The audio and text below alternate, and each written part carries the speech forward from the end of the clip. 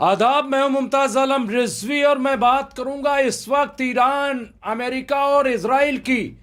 क्योंकि जिस तरह की घेराबंदी अमेरिका करना चाहता था, शायद उसमें नाकामी हुई है और एक के बाद एक उसे नाकामी का सामना करना पड़ रहा है। अभी खबर ये आ रही है कि अंसारुल्लाह हौती और इसके अलावा हिजबुल्लाह और ईरान ने भी घेरा डाल दिया। लेकिन सबसे इंपॉर्टेंट खबर यह है कि जो अमेरिका का यार था उसने ही साथ छोड़ दिया, और ऐसे मौके पर साथ छोड़ा है कि जब कहा जा रहा है कि जंग बिल्कुल शुरू होने वाली है। यह इजराइल से खबर आई है कि किसी वक्त भी अमेरिका ईरान पर अटैक कर सकता। क्या वाकई ऐसा है? लेकिन खबर यह है कि इस वक्त आप देखिए कि ट्रंप की हमले की धमकियों के दरमियान बड़ा फैसला लेते हुए यूएई ने मुल्क ईरान के लिए ढाल बन गया है। यूएई ने ढाल बनने का फैसला लिया है। यहां पे सुर्खी चलाई जा रही है। यह आप देखिए कि सुर्खी क्या है कि ट्रंप की हमले की धमकियों के दरमियान बड़ा फैसला लेते हुए यूएई मुस्लिम मुल्क ईरान के लिए ढाल बन गया है। यह अपने आप में एक बड़ी खबर है। खबर यह है कि ईरान और अमेरिका के दरमियान तनाव बढ़ते ही यूएई ने एक अहम फैसला किया है।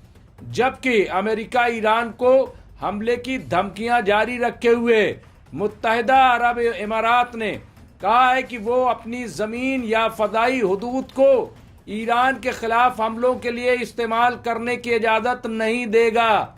ये बहुत बड़ी खबर है अपने आप में। ईरान और अमेरिका के दरमियान कशीदगी बसतूर बढ़ रही है।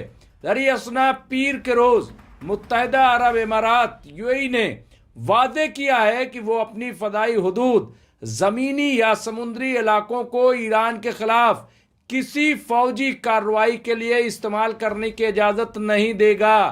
मुत्तहिदा अरब इमारात की वजारत खारजा ने कहा कि मुल्क गैर जानिबदार रहेगा और खित्ते में अमन और इस्तेहकाम बरकरार रखने के लिए पुरअज़्म है।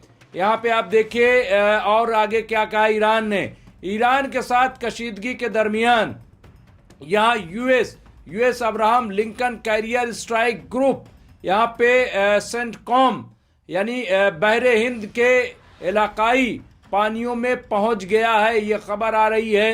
एक अमेरिकी ड्रोन माहिर ने खबरदार किया है कि ईरानी ड्रोन सवार यूएसएस अब्राहम लिंकन और इसके साथ आने वाले स्ट्राइक ग्रुप के लिए अहम खतरा बन सकते हैं। ताहम अमरीकी हुक्काम ने वादे किया है कि यूएसएस अब्राहम लिंकन ईरान के खिलाफ किसी मुमकिन फौजी कार्रवाई के लिए पूरी तरह से तैयार नहीं है। इसके बावजूद अमरीका सूरत हाल पर गहरी नजर रखे हुए अमरीका मुसलसल वार्निंग दे रहा है। यहाँ पे आप देखिए ईरान में हाल ही में मुजाहिरे फूट पड़े थे। इन मुजाहिरों के दौरान मुतअद्दिद अफराद हलाक और मुतअद्दिद को हिरासत में ले लिया गया है। अमेरिका ने ईरान को हलाकतों के बारे में मुसलसल खबरदार किया है।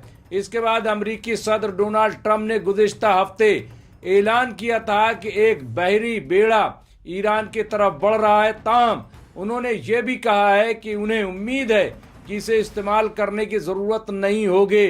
कतर और सऊदी अरब ने अमरीका को रोक दिया है। यहाँ पे आप देखिए कि ईरान इस वक्त बड़े पैमाने पर मुजाहिरों की लपेट में है। इंसानी हुकूक की तंजीमों का कहना है कि इन मुजाहिरों के दौरान हज़ारों अफराद हलाक हो चुके हैं। अमरीका मुसलसल ईरान पर हमले की धमकियां दे रहा है।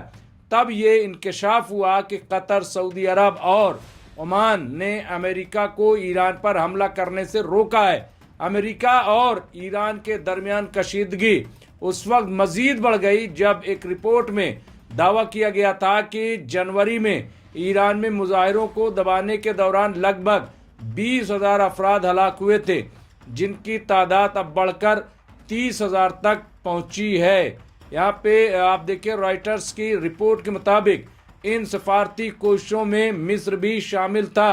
दरियासना पाकिस्तानी अखबार डॉन ने ईरान में पाकिस्तान के सफीर रदा अमीरी मौत के हवाले से कहा है कि ट्रंप ने तेहरान को मतला किया था कि अमेरिका हमला नहीं करेगा और तहम्मुल से काम लेने पर जोर दिया है।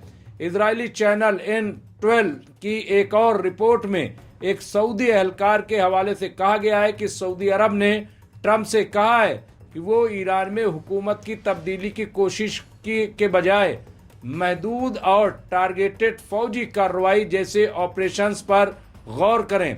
ज़राए ने खबरदार किया है कि किसी भी जल्दबाजी के इक़दामात के बयान करदा मकासद के खिलाफ नताइज बरामद हो सकते हैं और बिलाखिर ईरानी हुकूमत को फ़ायदा पहुंच सकता है। तो ये आप देखिए यहाँ पे किसका फ़ायदा किसका नुकसान ये सब सोचा जा रहा है, लेकिन इंसानी जानी नुकसान कितना होगा इस पे कोई बात करने के लिए तैयार नहीं है।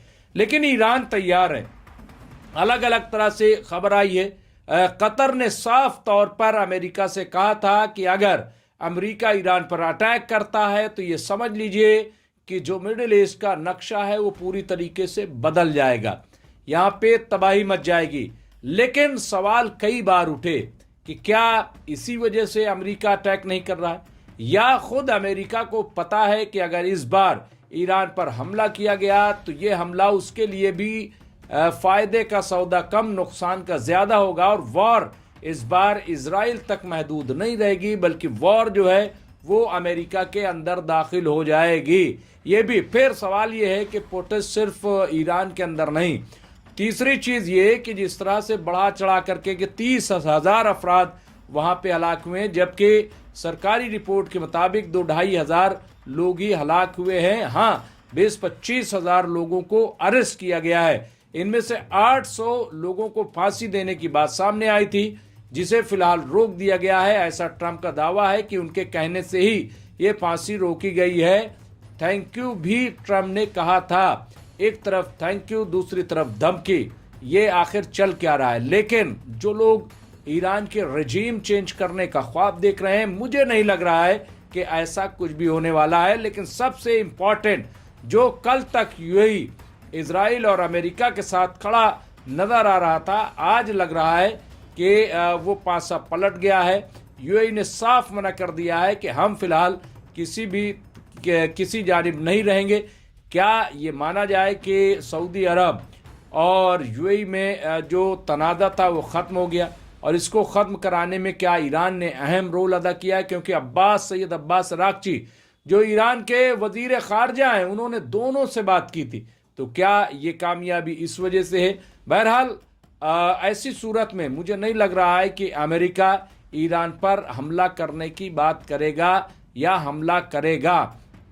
हालांकि तैयारी है, लेकिन आप ये देखिए कि खुद अमेरिका का जो वॉर कैरियर है वो फंसता जा रहा है, घिरता जा रहा है। एक तरफ अभी अंसारुल्लाह हौती ने बड़ी धमकी दी है कि लाल सागर में, रेड सी में तबाही आ जाएगी, हाहाकार मच जाएगा।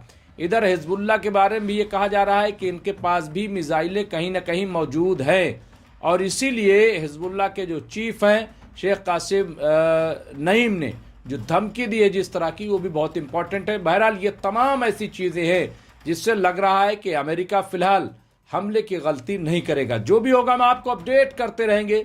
देखते रहिए एमएमसी न्यूज़ इंडिया। बहुत बहुत शुक्रिया। मैं मुमताज़ आलम रिजवी।